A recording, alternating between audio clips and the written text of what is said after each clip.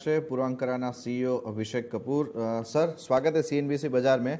और जैसे कि सर, हम फर्स्ट ऑफ ऑल तो ये समझना चाहेंगे कि जो क्वार्टरली अपडेट्स हमने आपकी तरफ से आती हुई देखी थी उसके ऊपर हम पहले एक बार बात करना चाहेंगे। जिस तरह से यूनिट और सेल्स की जो सेल्स है वहाँ पे हमने देखा है कि एक बहुत अच्छी खासी ग्रोथ देखने को मिली है।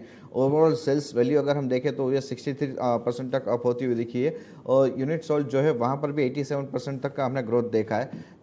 कौन सी वजह रही सर ये ग्रोथ के पीछे, और आने वाले क्वार्टर्स के लिए भी क्या हम इस तरह के ग्रोथ की उम्मीद लेके चल सकते हैं? जी धन्यवाद पे इनवाइट करने के लिए। देखिए, हमारा जो ग्रोथ है वो आप पिछले साल के सेम क्वार्टर से कंपेयर तो 3% ग्रोथ रहा है पे जो पिछले साल था। और अगर आप ग्रोथ कहाँ से आया, आप तो एक लॉन्च नहीं, जो ग्रोथ आया है ये तो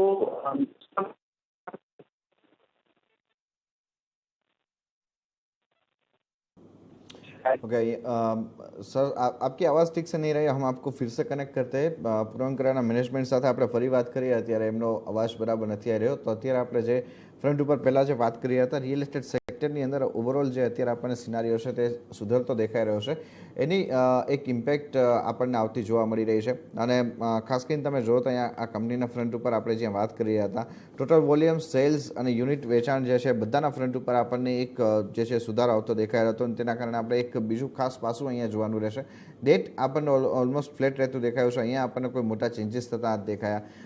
પર્ટિક્યુલરલી ખાસ કરીને અહીંયા આપણે જોઈએ તો જે પ્રમાણેના આરબીઆઈ तरफ પણ જે કેટલાક चेंजेस કરવામાં આવ્યા છે इंटरेस्ट रेट એની પણ ઇમ્પેક્ટની વાત કરીશું।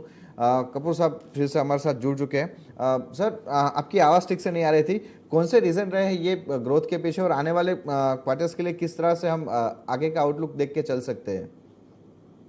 जी विक्रम, जैसा मैं कह रहा था, धन्यवाद शो पे इनवाइट करने के लिए।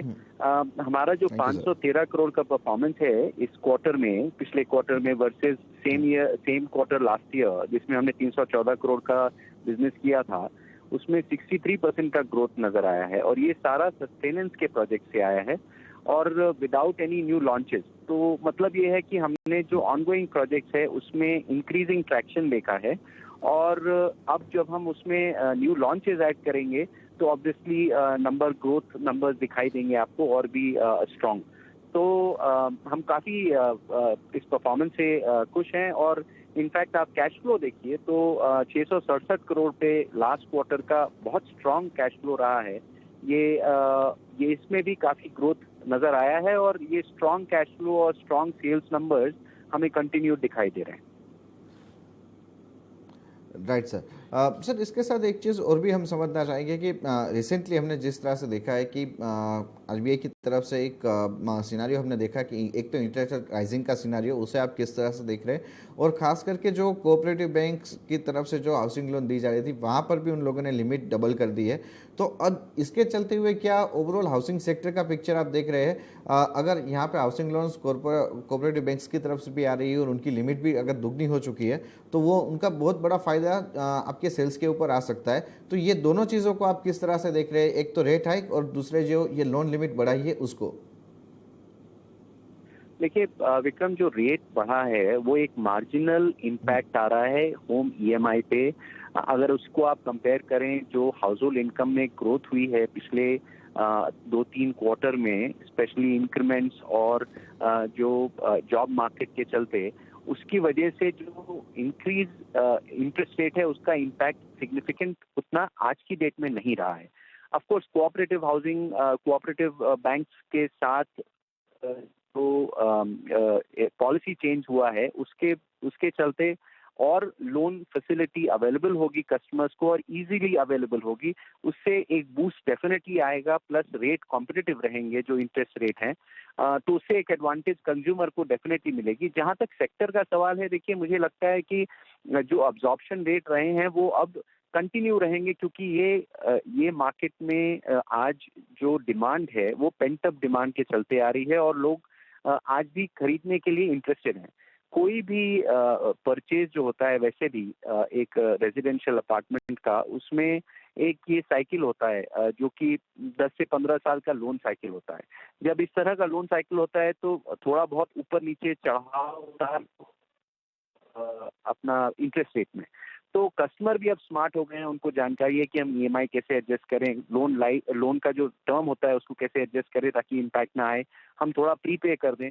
तो वो सब सॉल्यूशंस कस्टमर्स भी देखते हैं और वो समझ गए हैं कि आज की डेट में होम परचेज जो रिक्वायरमेंट है लोगों की, एंड यूजर की स्पेशली, वो किसी भी सिटी में खरीदने में आज कोई कोई नुकसान नहीं है, इनफैक्ट एडवांटेज है, क्योंकि प्राइसेस अप्रिशिएट ही हो रहे हैं।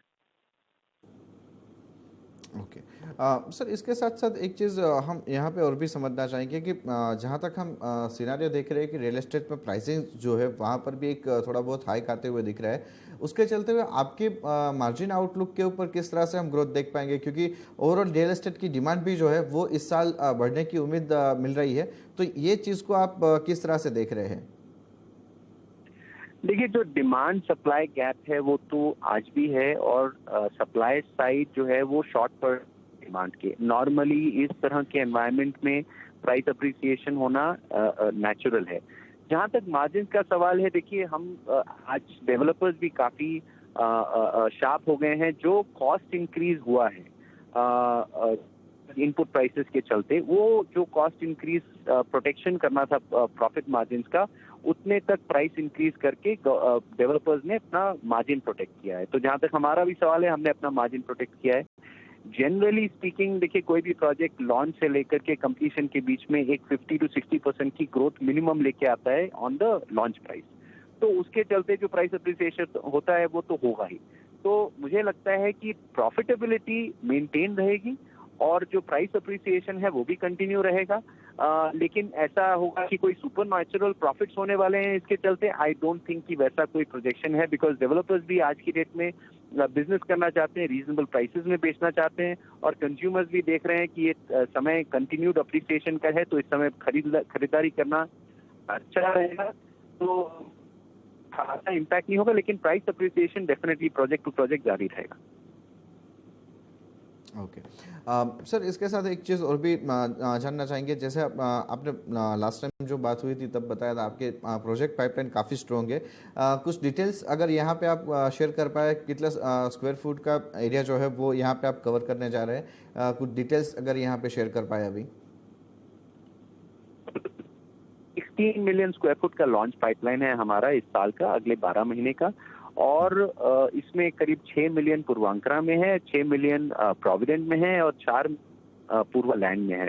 और ये सारे प्रोजेक्ट साउथ और वेस्ट में है, जिसमें बैंगलोर, चेन्नई, मुंबई, पुणे, कोयम्बटूर और कोची मेन कंट्रीब्यूटर रहेंगे। और हमको लगता है कि ये जो लॉन्च पाइपलाइन है अक्रॉस ये तीनों ब्रांड को लेकर के, पूर्वालैंड, प्रोविडेंट और पूर्वांकरा, काफी हमको पॉजिटिव इम्पैक्ट देगी सेल्स नंबर्स पे और ऑफ कोर्स कैश फ्लो पे। ओके। तो इसके साथ सर आखिरी एक सवाल रहेगा, जिस तरह से हम यहाँ पे ओवरऑल आउटलुक को देख के चल रहे हैं, आपके डेट सिनारियो है वो भी क्वार्टर ऑन क्वार्टर बेस पर फ्लैट रहते हुए देखिए, क्या यहाँ पे डेट सर्विसिंग के लिए पूरे साल में कोई प्लानिंग रहेगा? कुछ डेट कितना कम हो पाएगा, कुछ डिटेल्स अगर आपके प्लानिंग में हो? देखिए, हम डेट को ना पर स्क्वायर फुट के नजरिए से देखते हैं कि कितना बिजनेस ऑन द फ्लोर है। एक मिक्स होता है कैपिटल स्ट्रक्चर में, जो कि एक फेयर लेवरेज होता है। हमको लगता है जो करंट डेट लेवल्स हैं वो करंट स्क्वायर फुटेज को लेकर के काफी कंफर्टेबल हैं हम लोग उसको लेकर के। मोस्ट इम्पॉर्टेंट जो आज है गोइंग फॉरवर्ड हमारे लिए है वो है न्यू लॉन्चेस, ताकि जो हमारा इक्विटी है इन सभी प्रोजेक्ट में, बिकॉज ये लैंड्स पेड ऑफ हैं, उनको अनलॉक करना और पॉजिटिव कैश फ्लो लाना मोस्ट क्रिटिकल है, टू एंश्योर कि हम ये ग्रोथ कर्व को पूरी तरह से यूज कर पाए, मोनेटाइज कर पाए और न्यू एक्विजिशन भी कर पाए। तो उसके चलते कमिंग बैक की ये जो डेट का लेवल है, अगर आप देखें तो वो स्टेबल या इनफैक्ट कम ही होता नजर आएगा आपको over the year. On an absolute number of course 16 डेट ऊपर जा सकता है, क्योंकि हम न्यू लॉन्चेस ऐड करेंगे।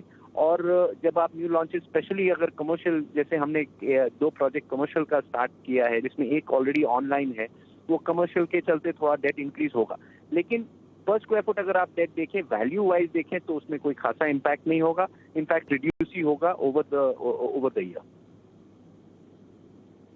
ओके, बहुत बहुत शुक्रिया सर आपका वक्त देने के लिए और ये पूरी डिटेल्स हमारे साथ शेयर करने के लिए। Thank you very much sir.